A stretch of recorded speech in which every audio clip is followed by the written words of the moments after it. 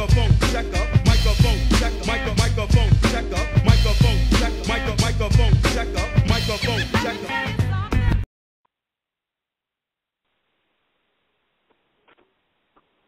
Hey, yo, what up? This your man, K Boogie, Mic Check Media. We have made it to Chapter 2, Pioneers of Hip Hop, Diary of an MC. Now, the first one, we did Positive K, and I got a great, great brother on the line. It's going to definitely be a treat. Once again, in this diary, man, all of you guys that know about the X-Clan, I got none other than Grand Verbalizer, Brother Jay on the line. How you doing, brother? Peace and blessings, my Lord. I'm good, man. Thanks for having me. Oh, definitely, no doubt. And, one of the things that, like I said before, we try to do is, we're paying homage to the pioneers like yourself and, just educate those ones who might not know about the X-Clan and Brother Jay and just, kind of bringing it full circle with this whole hip-hop vibe. So one of the first questions I do want to ask you is if you could, give us the history of the X-Clan, the breakdown, and just talk a little bit about that. Well, in brief, X-Clan was a group, a messenger group, as we labeled ourselves, because we wanted to kind of stand out from all of the rapper music that was out at the time in the early 90s. This was like to put your mind in the frame of 89, 90, when music was, full of characters and, who had everything from Gumby cuts to polka dots, hippie gear, whatever case may be. So, X-Clan was a messenger group, and when I say messenger group, meaning conscious vibration, street knowledge. I mean, street knowledge as far as survival and not just how to get yourself into the trouble. You know what I'm saying? Really how to reform and stand firm and defend your community. So we found a way to poetically put that on music, and we labeled our crew a messenger group. So, in that time frame, there were very few of these kind of artists on the commercial platform. You know what I'm saying? We had groups like Public Enemy, Lakim Shabazz, and, I go back to Sir Ibu, all kind of different people that I can name right now. But, there weren't too many with the platform that we had on Island Records. And we were allowed to take our community work and put it on wax. And I've been honored as a soldier for 23 years, serving that cause. So, people can do their history from there, but, the intention was pure to serve our nation and to find solutions and, and to keep it funky. The funk comes from us. It comes from our ancestors. This is not no brand new thing with, these computers and technology and machines. This is something that we have practiced before time, and fortunately, I became the griot of that. So I'm honored to be here. Well, we definitely honored to have you. My sister, Carolyn, who my partner with Mic Check Media, she's on the line, by the way, to all our fans out there. So definitely I have to give a great shout-out to my sister, Carolyn. And, she was definitely instrumental in setting all this up for us. You want to say hello? Indeed. Peace, goddess. She's a little shy, so, But now, another thing, too, that stands out definitely with X-Clan, and you definitely mentioned it, was being messengers. Yes. And during this time, and I followed, this movement for a very long time. I'm a 70s baby myself, so I grew up with hip-hop.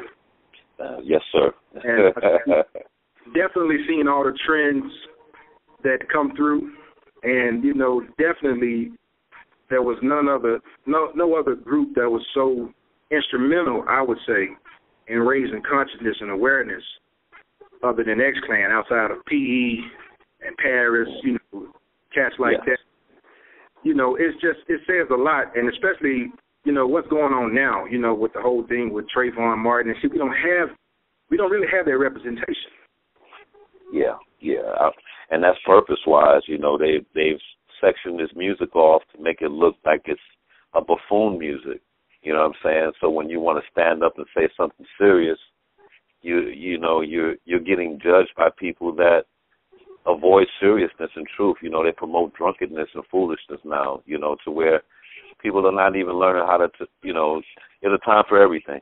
You know what I'm saying? And we're not putting it down to where the divide is, how to listen to all chambers of music and enjoy instead of just being stuck on one frequency. So, we have to continue trying and getting higher in the platform of administration, not just making better music. You know what I'm saying? I think conscious artists are the best musicians in the world because they're universal. But I just think that the platform is tainted. I think we have to increase and improve our platform and administration in order to control when it's played and how it's played and how it's shown and how it's even reported or photographed, Yeah, definitely, no doubt. Now, that leads me to, follow up with this question. Now, with you guys and the type of music that was being put out by you guys at the time, what kind of adversities did you face, or did you have any adversities with getting your records put out? Because, I know different record labels was looking for, different sounds, I should say, or the commercialized lyrics, and you guys definitely were against the grain with that. So let's talk about, if you guys faced any adversities trying to get the message out. That's deep that you say that because it was funny enough that the colleges gave us the most problem because they felt that we were so controversial to come on the campus. And, and that was kind of backwards to me because, when you think about college life, how it's advertised, it's always made to be like it's, Animal House, cats drinking beer and, jumping off roofs into the pool and all of that. And, here we talk about we're giving you information about what's happening on the streets. Y'all are preparing in these academic institutions to learn how to teach the people that are on these streets. So we're telling you directly in the raw, from a grassroots perspective, pay attention before the media feeds you something wrong. You know what I'm saying? But the administration of these schools just looking, there were no Facebooks then. There was no way to check up on what a group was. You just hear from word of mouth. You know what I'm saying? We're a grassroots organization coming out of Brooklyn, and everybody's overwhelmed by our music, and the kids are coming saying, please have them here. And then when you look up or reach out to find out what X-Clan's about, it looks like we're troublemakers because we've been representing Trayvon's and the parents of people that have been injustice all over this, all over the country, or at least all over New York at the time of our inception. You know what I'm saying? So, it was surprising that the schools turned on us. So, I felt our music was built for schools. These cats are teaching Tupacology now and all of that. And I'm saying, you don't look into the lyrics and the vibration of X-Clan, the efforts of our crew to put that as part of history. I'm baffled. Wow, I'm definitely baffled at that too because, like I said, anytime you think about college, and it's a known fact because it's in movies, it's on TV, you think of Animal House, like you said, you think of partying, that's why I didn't go, and I don't use that as an excuse, but it wasn't attractive to me. You know what I'm saying? I came right out of high school and got on the tour bus, homie. So my whole thing about college was to make this road work for me the best way I could because education is something that our parents fought for. They got hosed down in front of schools, and here I go just to spit on it. I better have made this group work. You know what I'm saying? I better have taken all advantage of all the knowledge that I could possibly go. When I was, privileged to go speak at schools and things of that nature, man, I would ask them for books and be reading on the bus and, adding on. I just don't take it from the, hieroglyphic standpoint or, a Nubian standpoint of knowledge. I got to learn what they're teaching our people here in America. You know what I'm saying? So my drive to keep learning was always there, but the colleges, feel to get with groups like me never changed. You know what I'm saying? It never changed. All these black historical colleges in America and, cats got a question about touring. KRS and Public Enemy and artists like myself, Dead Prez, Immortal, we should never have a problem with touring. A black historic college should be like our House of Blues. I've been saying this from the gate. But, wow. They'll invite Nelly. They invite, all kind of other people. I hear about all these, little college functions and stuff. They'll invite Ross before us because, they feel like, spring break, wild out, you've been doing your thing. Yeah, y'all will be taking yourself back. Well, why pay all that money to take yourself backward and listen to stuff that is taking you into a negative zone? And I don't bash on anyone's music, my brother, but it's a balance. You know, when I grew up, I had a little NWA, I had MC Hammer, I had Only Love, I had Clan, you know, I had all of that in my deck. You know what I'm saying? It never switched my mind, but the way that they're programming people is like they're just stuck on stupid. I can't believe, you know, the how they describe the consumer today as far as how they pick music, man. It's unbelievable. Yeah, definitely. It definitely is, and that's the thing that I appreciated about, you know, my era, what I call my era of hip hop. Because we have our era, and then you have what they have out today, what, you know, the kids follow today, and it was a huge balance. And I appreciate the fact that you mentioned that, because, you know, we kept different stuff in rotation, and that's what made it great as a collective. You could get balance, you know, out of, you know, I listen to Hammer, of course, I listen to NWA, I listen to X-Clan. You know, we had all of these elements around us, and I mean, it was just something to build from and appreciate. And that's one of the things that you know, we can say about X-Clan. I mean, you know, definitely it helps brothers like myself and other brothers to, you know, figure out how to get knowledge of self first. Yes, sir. Yes, sir. And you can't do that on music. You know, this is something that I had to learn. I can spark it, but I can't take my entire, you know, musician side of the career and try to teach knowledge of self to a person. That's an incredible learning curve. That's not my responsibility. Exactly. You know what I'm saying? All I can do is spark to say, talk to your elder. Go look up some different words or different phrases or principles that will lead you somewhere else. That's all I can do. You know, and I tell conscious artists this, you can't save the world through this music. It wasn't created for that. You know what I'm saying? You know, we're borrowing a medium. You know what I'm saying? They might have took certain things from us as far as talent or how to put, you know, harmonies together and things of this nature from an ancestral point, but we're yelling into machines and we're connecting to radio and things of that nature. So we're using a different type of vibration to capture people. So we got to take our time a little bit and find a different solution. You know, my thing was to incorporate all of the positive institutions and create our own tour grids. You know what I'm saying? And let the people speak out for what they want, because they'll be surprised, man. All these people that say they want all this, you know, positive hip-hop and all of this stuff, they don't participate in the game enough to even speak that. You know, they don't even go out enough, you know, to state that claim. You may love an artist, but you're not still supporting in that level. You bought more records as a kid than you do as an adult. You know what I'm saying? And right. and that changes the frame a little bit, bro, you know, because when those little vinyl discs were moving around and then CDs and cassettes and stuff were moving around, the labels gave us full favor. Now there is no, you know, medium. You can go get our stuff for free, really, if you don't want to be bothered. You know what I'm saying? And you know, as that hip-hop generation has grown, kids, responsibilities, bills come into play. Ain't no more throwing $100 on hip-hop for the week and catching up. It ain't no more of that. So the artists have to find another way to give in order to receive. You know what I'm saying? And we're not thinking. So the commercial market says, hey, we're going to just overflow the industry right now. Everybody, you can be a star. You can do it yourself. And they take the commercial artists and put them on a platform that you can never touch. You feel me? There's no more middleman. There's no more elite underground. They're trying to erase that. You're either on or you're not. Wow. And the people are not stepping up. The same way they're dividing the middle class, rich class, poor class, and they're just trying to make it rich or poor, that has already happened in hip-hop purposely.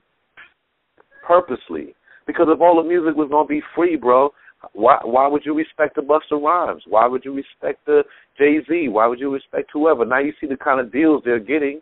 Jay-Z's right. Already platinum and the album ain't hit yet. He gets it. Yeah, they taking away the choices. Yeah, no doubt. How are these revolutionary artists going to get on board? And you've been sticking your middle finger up at America if you got to ask an American company to back you. Wow. How are you going to keep a deal in 2013?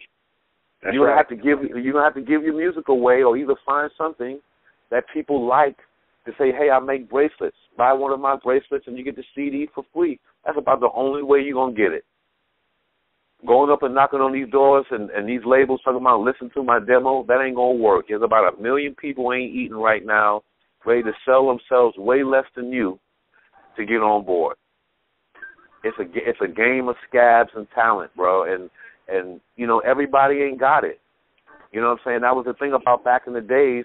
When you looked on TV, you saw about 5 to 10 groups that understood what it was, and they were signed and they were privileged. It wasn't like everybody was throwing out music, man. when they opened up the door for, you know, do it yourself, brother, they killed the market. You know, we kill ourselves. We can't blame all these little skinny rappers with, you know, gold grills and stuff and all that. I don't blame them. You know what I'm saying? They took advantage of an opportunity, and they didn't haggle, homie. They played the game, and this has been years now. So to talk about these guys in vain is really empowering them, because they've done phenomenal things with companies that some of these artists that are complaining will never get an opportunity to do, man. Never. Wow. And, you know, it's so interesting that to hear that, you know, from your perspective, you know, and to be able to, you know, just put all the cards on the table, so to speak, and just call it what it is. That's real, brother. I play no games with this. You know, the thing about knowledge, man, you got to lay it on the table. The real knowledge is, man, we have to create our own machine. You know what I'm saying? That's the only reason I brought the Clan back is to basically refresh the catalog. I can't have people just talking about 1990 and some old records that I sampled and music that was relevant for that time. Right. I have to be able to recreate myself. How could I say to someone, let me produce and manage your group, and I couldn't rebirth my own? So now when a young artist looks at me and says, man, since you brought the Clan back in 2013, you done did 5 major tours.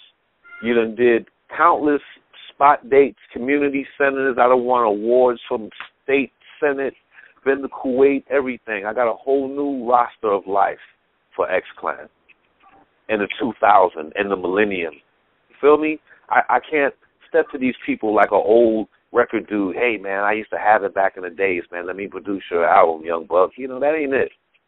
You know what I'm saying? I gotta show myself as a relevant coach in this day and stage, and this is the kind of knowledge that I give artists that build with me. I give them the real. Don't come out here thinking that you can out-rap a Jay-Z that's been making hits for about 15 years. They got an anthem every year, anthem. You can't compete against that. Ain't no rapping against that. Leave him alone.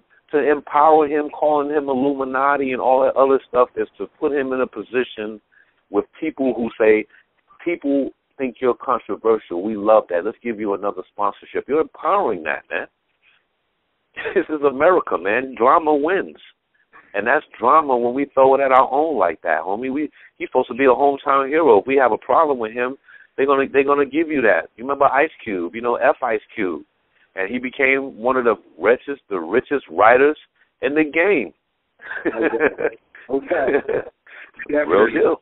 Now, talk about the new music, you know, the growth to now, to the new millennium, like you just mentioned, with the new music and what you're doing with X-Clan now. Let's talk about that now. Yes, sir. Yes, sir. Well, you know, I did an album called Return from Mecca, for Suburban Noise Records, a label out here in Burbank, California.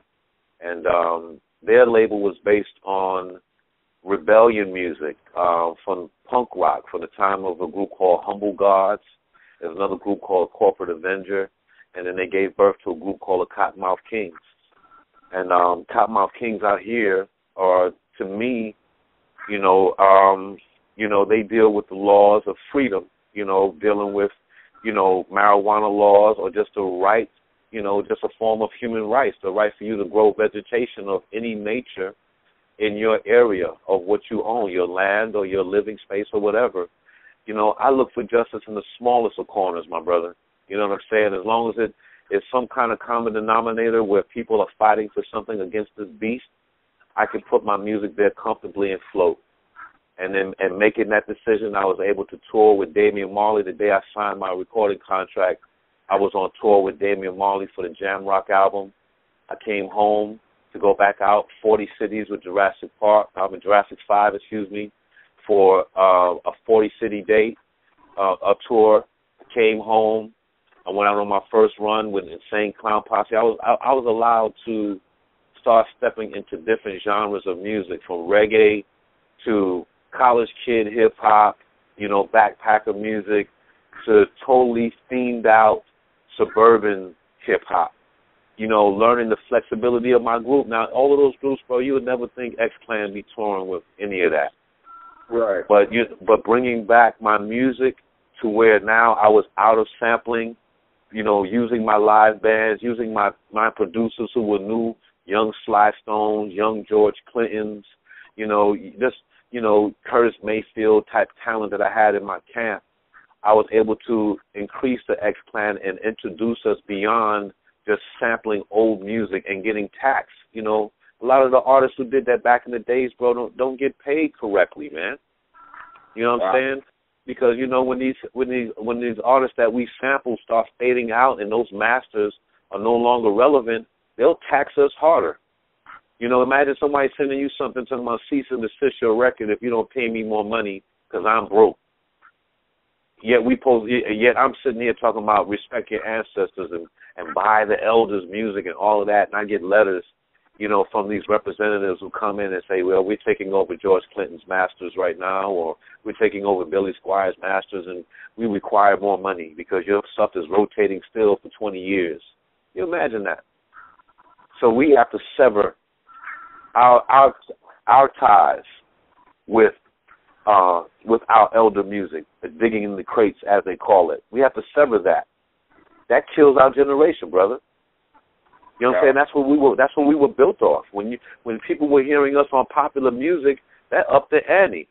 If you was rocking a classic sample that your mama loved, you got two artists.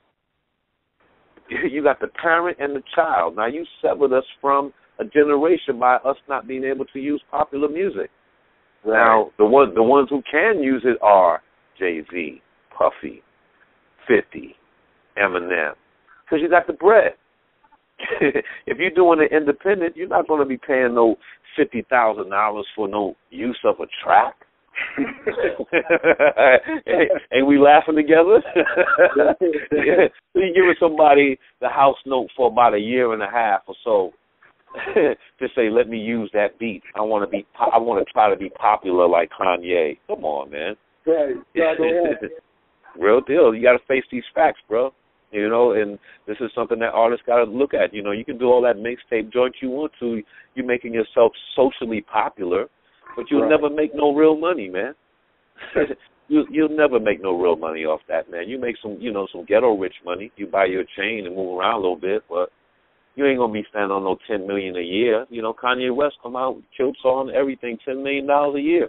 Right. So it's on another plane. That's another kind of science, homie. You could feed a hood or buy a project like how them Cash Money dudes did. Right. Definitely.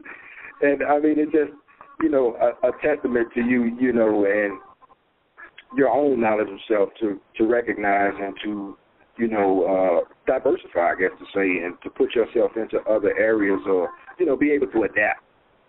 Man. You got to be flexible, my lord. You know what I'm saying? These labels ain't going to sign me off on no, I used to do records back in the days. People used to like me type of thing. I could never explain the dedication that the movement had toward my group to an independent label. These cats look at me talking about, we'll have to sell more than 20,000 records. Come on, man. I'm on Island Records, homie. We sold 20,000 records breathing. The X-Clan was coming. You know what I'm saying? So it's almost like an insult going to these places. But, the real deal is you got to show and prove. So I'm here. 2 albums right behind me, Return from Mecca and Mainstream Outlaws. And then on our new project coming now, Magnegro, for 2013. I have the Vaglorians album coming where I reunite some of the Blackwatch members that people ask me about so much, from Isis to Queen Mother Rage. Wow. Sister Tradania. I plan to get some of the new members of Blackwatch on board and tap on the door of some of those who kept their sword sharp. When they work with me, I don't play that. If you ain't keep your sword sharp, man, no need to come out and play. You know what I'm saying? So I'm very hard on that. The family knows. So when I announce that, y'all really going to see the real monster side of that family that never was exposed. There was a lot of people down with us, man. You know, Just Ice and DOS Effects was in our ranks at one time. YZ, come on, man. Beta Ray. I mean, I could go on, man. But, you know, I've increased the roster. And, you know, as far as for Black Watch is concerned, as an information alliance, this will be something that, you know, when we rebirth that movement, it's not going to be based on so much of the physical. It's based on how to use this technology in a movement basis. You know what I'm saying? I see artists do that for, you know, just a fan base. But, you know, when intelligent people use this technology and network properly and stop debating online about what they know and what they don't know, then we can have a serious network. You know, I think we just need a little bit of purpose to it. So, you know, we plan to bring some good things. And it's not like we got to wait a long time. This is already in progress. This is already something they can go out and touch and click on right now. So, you know, I don't like talking about things like we're going to do, but I like to give people a sense of hope. Right. You know what I'm saying? That they don't have to settle for what this is. You deserve a music that you don't have to turn down in front of your kids. You know, you deserve a music that you can be proud to play, that someone will say, wow, you know, that's hip-hop music. I never heard that without cursing. I never heard that without slandering and, you know, bashing on other people and so on. You know, that's something that I get all the time. Some people don't even know what conscious hip-hop is, brother. Be surprised at that. You know, like, what kind of music do you do? And I said, you know, I'm a pioneer of what's called conscious hip-hop. And I've never heard of that before. I hear that in 2013. And after these kids come from our concerts, man, I've done big shows, my brother, with some of the acts that I'm building with you on. You know, Tech Nines, and, you know, these cats sell out a lot of places. So when I'm special guests and coming in and surprising, I see a lot of these fans coming over to the X-Clan shows now as we headline 14, 15 years old. You know, they're not coming for 1990. They're coming for what we're talking about. We're talking about this new music. You know, so I'm telling my core audience to catch up. You know what I'm saying? Catch up with what's going on. We have enough music in the stream right now, you know, to command doing solid events. So when I want to bring KRS to you, you know, me and KRS together, I've been trying to put that show together for 2 years. We do spot dates together, but they never put us on board to do a tour together. You know what I'm saying? But they'll pay money for me to go out with Tech or go out with another person or whatever. But it's never, you know, Chuck D had to come out his own to bring Public Enemy and X-Clan together. You know what I'm saying? I'm surprised that every promoter on the planet didn't bring that together. There was so many people coming there crying and bugging out, doing Running Man, the Funkin' Lesson, and tripping out. You got the X-Clan and Public Enemy on tour together, banging classics. Man, that was insane. You know what I'm saying? We did that twice. We did 3 tours with them. Wow. You know, so, yeah, but, you know, the media and the marketing doesn't really hit urban areas. You know what I'm saying? You see the flyer in Starbucks, but you won't see it at the fish spot. You know what I'm saying? You won't see it at the, you know, the clubs that we gravitate toward, that something is coming, because they feel that audience doesn't care about that kind of music. But if you don't give it to them, you'll never know. So we got to control street promotion teams that don't have fear about going in urban neighborhoods. You know, we talk about increasing the administration. That's part of the real. Some of these street teams take that money, man, and send some interns out with some you know, some herb and a little bit of chump change, and tell them just go touch here and that's it. You know, they're not saying we got to create a market of our own. You know, they don't have that drive. I think that's the movement's job, brother. You know what I'm saying? I think that's the movement's job, real deal. And I mean, I definitely agree with you on that. And now another thing that, you know, and like myself and Carolyn, you know, we got Mic Check Media, and that's one of the things that, you know, I'm employing my other media outlets to do, and that is to, you know, not necessarily do the same thing that we're doing, but, I mean, continue to raise the awareness, you know, about groups like yourself. I mean, so more and more of those 14 and 15-year-olds that you're talking about could, you know, come out and enjoy what we were able to enjoy, but just on the level that they are on right now. I mean, like you said, you've adapted, you got new music, and that's what they're going to be vibing to, the new music. Exactly. We have to get them geared to that. I mean, brother, I've already started recreating our catalogs for this generation because the sound is different. You know, we raised off analog music. Right. The ear is spoiled to digital sound and visual now. You know what I'm saying? Go watch an old kung fu movie like Five Deadly Venoms and go fall asleep because your eye is trained differently now. You know what I'm saying? For crystal clear, all of that old analog sound is just like that moment we just described. It's boring, man. Yeah. You feel me? So let's go send them, oh, man, this is my favorite music. Listen to this old Grand Verb. Man, all of the sounds that made that beat are outdated. Everything except the lyric, you know what I'm saying? So you got to think about that. That catalog is worth. So, you know, these are businesses that we can be taking advantage of. You know, we should be able to clean this music up enough to go approach somebody like a Bill Cosby or Oprah Winfrey and say, yo, man, this was an era of music that was pure to us. We just cleaned it up and tightened it up right to where this generation might enjoy it. You know, come and help us compete against what Sony is and Universal. So if they don't want to sign us, let's build our own. She built her own network. Right. Why not? Help us build a strain of music. You know what I'm saying? Brother, don't be surprised at the moves I make this year. You know what I'm saying? Don't be surprised at anything I do. I'm going to pull it out my hat. And the thing is, I'm going to put it in a position where you can't. Why would you say no? Exactly. Why would you say no and go and complain about the status of the music when there are people that have upheld something and it just has not been marketed correctly? Help us make a difference. And then when they say no, you got to start putting these people on blast. You know, if everybody will stop and boycott for all kind of crazy things that go on and whatnot, boycott for that. You're participating in the extinction of intelligence. That's ridiculous. And if you are not going to step up for the children of the housewives that you serve, you feel me? We got to reverse this thing because people get on here and blast how they don't like hip-hop. I don't like when hip-hop is pure and it's not supported. I don't like how Lauren, when she was putting out the most bomb music in the world, and as soon as she looked like she was going through an issue, everybody turned their back on her. Nobody offered counseling. Nobody said, yo, man, let's stop for a minute and let's go get sis. Nobody did that. None of them superstars with all these mega millions say, yo, man, tax problem, buy that up. You mean too much to the game. If it was Mick Jagger, it would have been done. No doubt.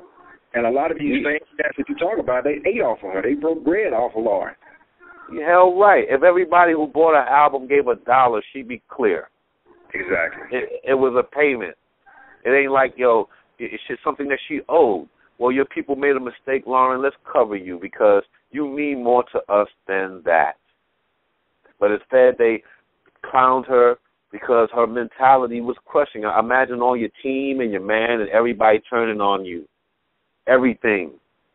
People want to see you in a pop short skirt before they see you playing guitar on a roster vibe like a female Bob Marley, where you just giving your purists and they diss you. They dissed her when she came out here. I couldn't believe that because she ain't singing all that pop music you thought she was all about. She found her spirit. If it was Tracy Chapman, you kiss her ass. No doubt. Speak on it. You're definitely dropping the gems on them, man, and we appreciate it because, you know, it's definitely needed. Real deal, my Lord. I build from the heart, man. You know what I'm saying? I don't talk about these folks, but I just hate how they, how they give a messed up interpretation of what the game is about, man. It's like you either do this way or you die in the game. Everybody who has not submitted to the pop, the kneeling to pop, has to fade out. How in the world is Jill Scott independent? I don't know if this was her choice or not, but to me, she should be number one in the world like a Celine Dion, man, with her own Vegas thing and whatever the case may be. How in the world, brother? How in the world ain't nobody checking for her, man? Exactly. Only in our culture. Unbelievable, man. This is why these labels don't believe in the urban market, period. They don't even set up a grid for you to mess up. They don't set up no marketing plan for urban market because they feel every urban person buys bootleg. If you don't have a commercial name, you go into the bootleg man to get it. You know what I'm saying? They don't know how we do. I tell them like this: if I go buy the album from a bootleg dude and it's dope, I go buy the copy straight up. You're not gonna bamboozle me. All these fake artists come out here with 2 songs and the album is garbage. We get tired of being bamboozled. That's $10 out of my check, homie. Hey, you hit the nail on the head because, you get that one banging hit and you got 10 joints on there. You got 2 joints on there and 8 album sellers. Killing me every time. And we have been bamboozled for so long that it's like I got crates and crates of these CDs that don't have any replay value in my thing. Of course I'm going to go buy a bootleg because if it gets scratched or lost, I'm not going to sweat that $2 that I spent up against $15.99 or $10.99 at Walmart or Target or whatever for a question mark over my head, man. That's it, man. Wow. Come on, brother. Come on, bro. That's why they trust the commercial over us, because all these people ain't going to spend millions of dollars behind Jay-Z to do no album, and you coming off with 2 songs on the album. That's the kind of trust that they have in the commercial market right now. Right. How are we going to compete against that? That's my question. To any conscious artist, you coming out and you feel like, oh, they're not playing me, all this other thing. All right, suppose they are going to play your music and rotate. How are you going to keep up the bills for rotation? You know what it's like to go to a power station talking about, I want to get rotation like Jay-Z. You know what kind of money you're going to have to pull out your tank. You better go get 2 or 3 of them Samsung companies and Tide and Goodrich and all of that. You got to be American hero to get on board. Why do you think Eminem is so successful, homie? Your story's from trailer trash to the top, man. You are hip-hop Elvis, out of control. And you dope on top of that. You are the new hope, Rocky Marciano for white rapper kids. That's a different story. Now, you know, an artist nowadays has to look at themselves like, am I the Rocky Marciano of consciousness or hood life or punk rock or whatever it is, genre you music in? Or are you the champion, the Ali of that? Can you seriously say that to yourself and go push yourself and spend every dime you got? And anybody that has any money want to lend you, would you sacrifice all of that for what's on your demo right now? And if you can face that with a strong yes without conviction and go out there and do that, man, then that's the kind of artist that needs to be in the stream, bro. If you ain't that, back off, man. Back off. Because you're clogging the lane. You're clogging the lane. Wow. Brother Jay, man, you really, inspirational as always. Man, wow, this has been the best interview time that I've had, man, period. I've talked to a lot of brothers, and this is not slighting nobody in any way, but, whenever we can get the message out and you speaking the truth about, what's going on in this industry and how the game works. Yes, it is, brother. Yes, this is a fraction of, what it is, but this is the mentality that you have to take coming in this game. You know what I'm saying? It starts with the self always, and you got to face the truth. Do I, myself, and my team have enough power to compete in the genre of music that I'm putting myself in? Just right. Like with film. You can't take your iPhone up and go make a movie that's better than The Godfather because you have digital quality on your phone. It takes vision. It takes a whole lot of heart to bring something out of your head into manifestation, bro. And then to influence others. It takes a lot. It takes more than just a little tool of technology that cheats or cuts all of the learning curve that we had to do with learning all this equipment. How many computers have you bought to find out that the one that you need is the one that you have now? We were the guinea pig. Generation X was the guinea pig for all of that, from the video games to the turntable to the video screen, the computer, laptop, all of that. We were the guinea pig. And we sit here still to be a consumer and let someone tell us what kind of record to buy, what kind of clothing to wear, what's really hip and what's not. You're going to tell me skinny jeans are attractive for African people. We should be laughing at these people. You're going to put me in some pants Mick Jagger and all these, skateboarder kids rock. They're not even built like me. You know what I'm saying? I'm built like something different. You got to make something for me. You got to make a music for me. I don't want to listen to someone yodeling on a Run DMC record back in the days. You didn't find out how to imitate this hip hop and create your own. Stop biting me. You know what I'm saying? I want to be unique, and I want to be respected for that. I don't want to keep trying to be different for you. There's a difference now. Being unique, genuinely, and then trying to be different. It's two different worlds, man.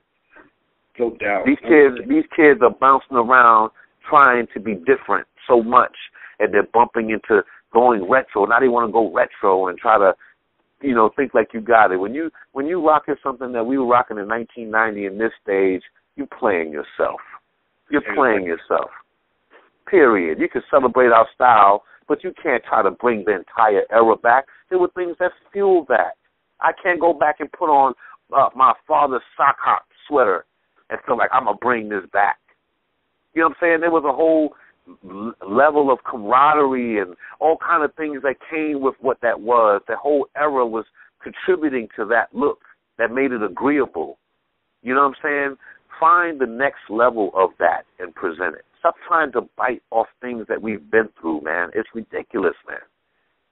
And they'll learn that if they pass it to the music, bro, we'll be good, man. That's it, man. That is definitely it. Brother Jay, man, on behalf of myself, Carolyn, Mic Check Media, we definitely appreciate you taking the time out your busy schedule, brother, to, get in on the series with us, The Pioneers of Hip Hop, Diary of an MC. And this is an interview that I'll never forget. Now, before we go, the one thing I do want you to do is to get it out to the people, how they can reach you as far as your website, Twitter, the whole nine, and let us know when the tour and everything's going to jump off. And of course, you mentioned the new music that's about to come out soon. Yes, sir. They can check us out on the Facebook. My Bro J X Clan Facebook is full, so they can go to X Clan Worldwide.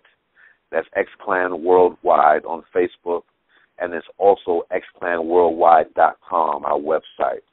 And on Twitter, it's BroJ X Clan, BROJ X Clan, CLAN.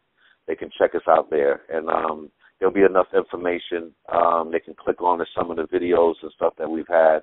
We're currently rehashing all of our videos so we can give y'all some songs from Return from Mecca and Mainstream. I just had to, I had to bring in a different team that had a different eye, and I'm very pleased at where I am. So the new album, Magnegro, will definitely have more visual and more eye on into the culture of X Clan and all our supporting ciphers. Definitely, Brother Jay. We definitely, like I said, we definitely appreciate you. We're going to continue to support X Clan, the movement, and we just, definitely want to take our hats off to you for continuing to do you and be that messenger that you were, in the beginning. You haven't changed. You're still moving forward, and you've adapted. Yes, sir, brother. I appreciate you, man, for having me, man. I'm glad to still be invited to Build Wisdom. I have no choice. This is freedom or death for me, man. No doubt, definitely. Now, when the new music drops, man, we definitely like to get you and the rest of the crew on, for another interview and definitely get this music out here. And you got to get you to Atlanta again. Yes, sir, brother. I look forward to coming back, and we're building on the Clash of the Clans tour for the album release, X Clan and Wu-Tang. I want to bring some of the builders from Wu-Tang out, probably like 3 of the members to work with me and some special guests and have a nice little solid true school tour to launch the new album. So I'm looking forward to that. No doubt. Hey, you heard it first. This is your man K Boogie. This is Mic Check Media, Pioneers of Hip Hop, Diary of an MC. This is Chapter 2 with my brother from the X Clan, the Grand Verbalizer, Brother Jay. We thank you once again, my brother. Peace to the God. Peace to the Goddess. Thank you, Sister Carolyn. You're welcome. Thank you. One love. All right, we signing off, baby. Peace. Peace.